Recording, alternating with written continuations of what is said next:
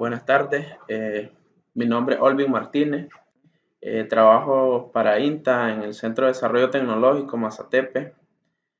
En esta tarde les voy a hablar un poco sobre lo que es la parte de fertilización y el control de plagas en el cultivo de maracuyá.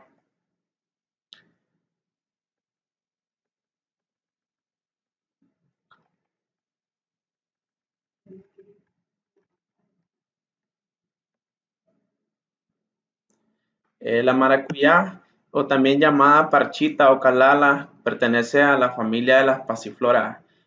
Su nombre es Passiflora eduli, es una planta trepadora de origen americano. Se dice que su lugar de origen es el Amazonas en Brasil. Pertenece, como les decía, a la familia de las Passifloraceae. Es una planta de clima tropical que se puede cultivar en suelos francos hasta franco arenoso, con alturas desde el nivel del mar hasta los 1200 metros. Requiere temperaturas promedio entre 24 y 28 grados centígrados. La fertilización en el cultivo es una actividad muy importante, ya que ayuda a obtener frutos de mayor calidad, tamaño y brinda a la planta una mayor resistencia a las diferentes plagas y enfermedades que la puedan atacar. La fertilización del cultivo. Las plantas de maracuyá tienen un crecimiento continuo, vigoroso, y la absorción de nutrientes se intensifica a partir de los 8 meses, que es la edad promedio cuando ella empieza la etapa de fructificación. Las aplicaciones deben de realizarse cuando haya humedad en el suelo.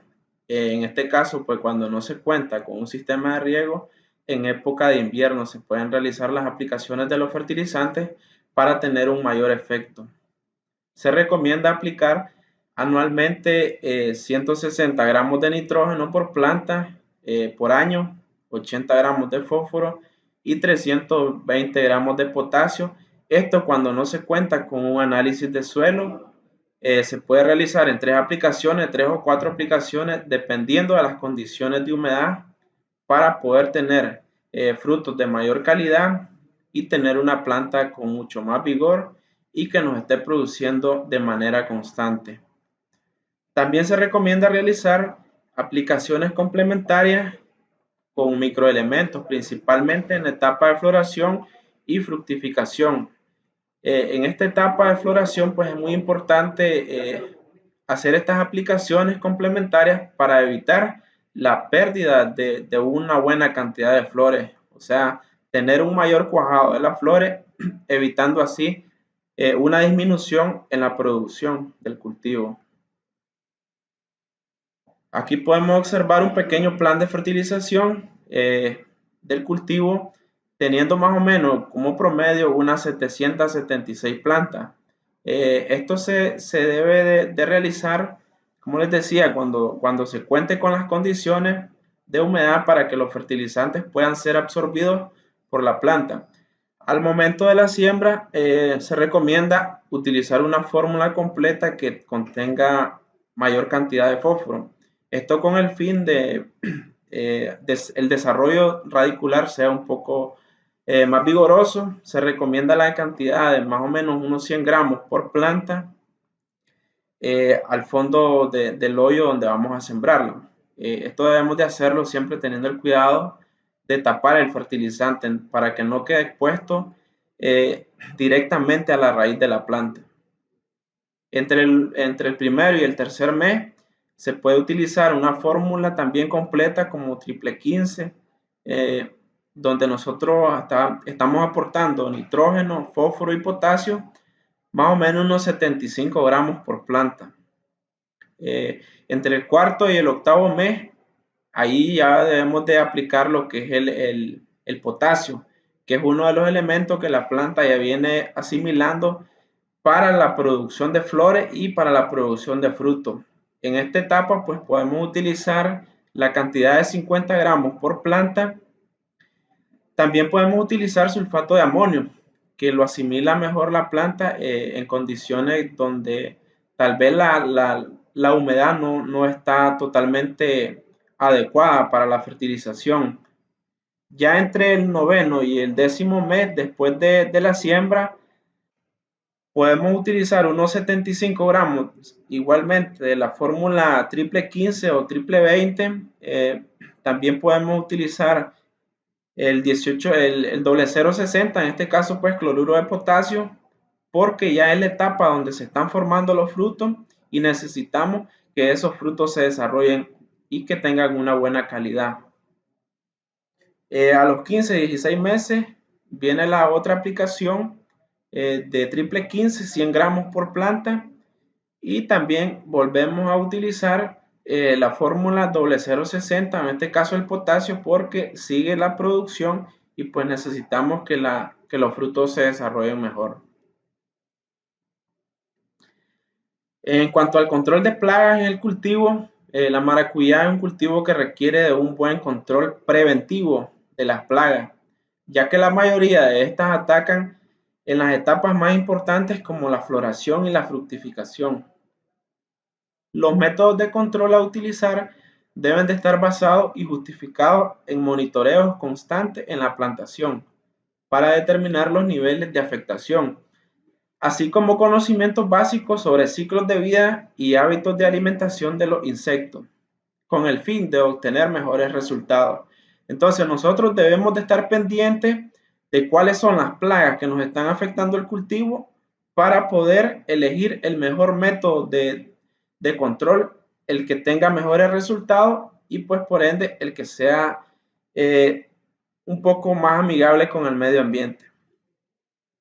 Entre las principales plagas del cultivo podemos mencionar el gusano defoliador o gusano negro de la maracuyá, Dione yuno yuno.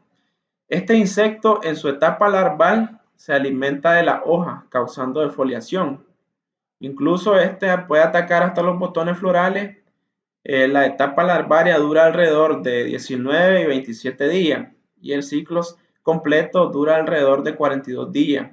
Esto es muy importante porque así nos damos cuenta de el momento en el que la plaga está atacando en su forma larvaria, que es cuando más daño ocasiona al cultivo. Transcurrido este tiempo, pues se inicia el nuevo ciclo. Entonces, ahí podemos mencionar algunos métodos de control.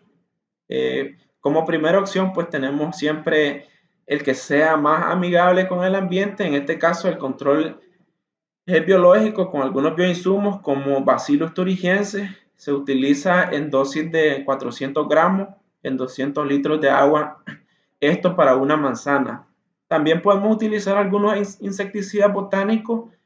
Pueden ser a base de chile, de ajo, que su acción más que todo es repeler a los insectos. Y pues ya si no tenemos un efecto esperado con estos métodos de control, podemos utilizar otras alternativas ya químicas, como en el caso de insecticidas a base de deltametrina e imidacloprid. Otra de las plagas que nos ataca el cultivo es el chinche pata de hoja. Este insecto ataca tanto en estado ninfal como en la fase adulta. Daña los frutos, los botones florales. Estos se marchitan y se caen prematuramente y presentan pequeños puntos negros, que es donde el insecto introdujo su estilete para succionar la savia.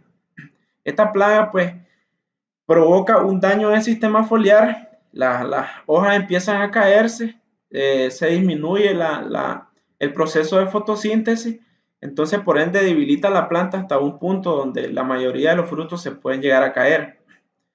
Los métodos de control, tenemos el Bacillus siempre utilizado en dosis de 400 gramos en 200 litros de agua para una manzana. Otro método que podemos utilizar es la utilización del hongo Beauveria bassiana, 450 gramos en 200 litros de agua. Y el uso de repelentes a base, como les decía, chile, ajo. En este caso también se pueden utilizar insecticidas botánicos a base de neem.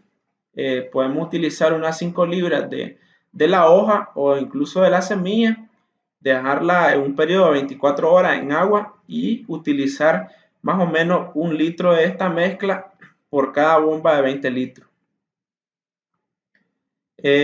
Otra de las plagas que también nos ataca el cultivo es la mosca de la fruta.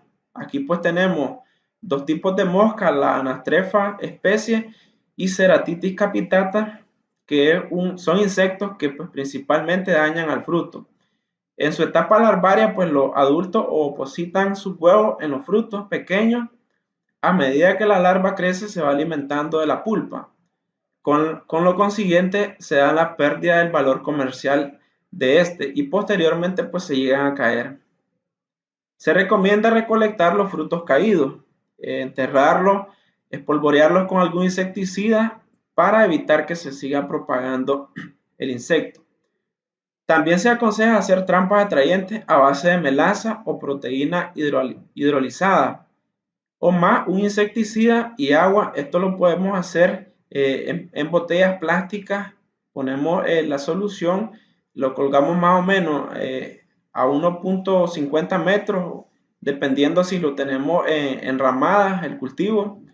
Y pues también tenemos como última opción pues el método de control químico a base de algunos insecticidas como triacloprid y a base de insecticidas con ingredientes activos como deltametrina. Aquí utilizamos dosis de 15 cc por bombada de 20 litros. También otro de las plagas que nos pueden atacar el cultivo son los pulgones.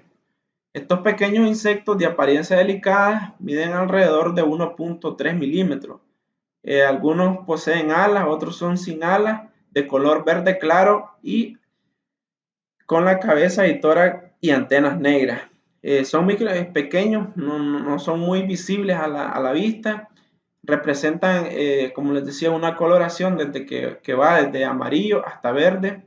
Se alimentan de la savia al succionar las hojas jóvenes, causando la pérdida de la capacidad de fotosíntesis en la planta y debilitándola al dañar el tejido foliar. Como método de control podemos utilizar el agua de jabón o de detergente también, que este tiene una acción repelente en ellos. Productos químicos como algunos insecticidas sistémicos, ya que ellos se alimentan de la savia, entonces debemos de preferiblemente utilizar un insecticida que se trasloque al sistema de traslocación de la savia, en este caso pues insecticidas sistémicos como dimetuato o bifentrin. Y tenemos otra plaga que también es muy común en este tipo de cultivo, que son los ácaros. Se desarrollan colonias en el en vez de la hoja, en donde dejan una especie de tela. El ataque inicialmente provoca manchas oscuras. A medida que el daño avanza, pues se tornan un poco bronceadas, secas y caen las hojas. Las poblaciones de estas plagas son favorecidas por las altas temperaturas y la ausencia de lluvia. O sea que cuando hay ausencia de lluvia y la planta está con temperatura bastante alta, pues se dan mayores brotes de este tipo de plagas. Tenemos los métodos de control. En este caso podemos utilizar caldo sulfocálcico a dosis de 12.5 cc por litro de agua. En el caso de los productos químicos como abamectina, 1.5 cc por litro de agua, y productos como diametosan, lambdacialotrina en dosis de igual de 1.5 litros de agua. Estas dosis pues tienen este buen efecto en el control de este tipo de ácaro. Bueno, muchas gracias por su atención. Esto es lo que les venía a compartir en esta tarde. Espero que les sirva de la información que hemos visto y nos vemos en la próxima videoconferencia.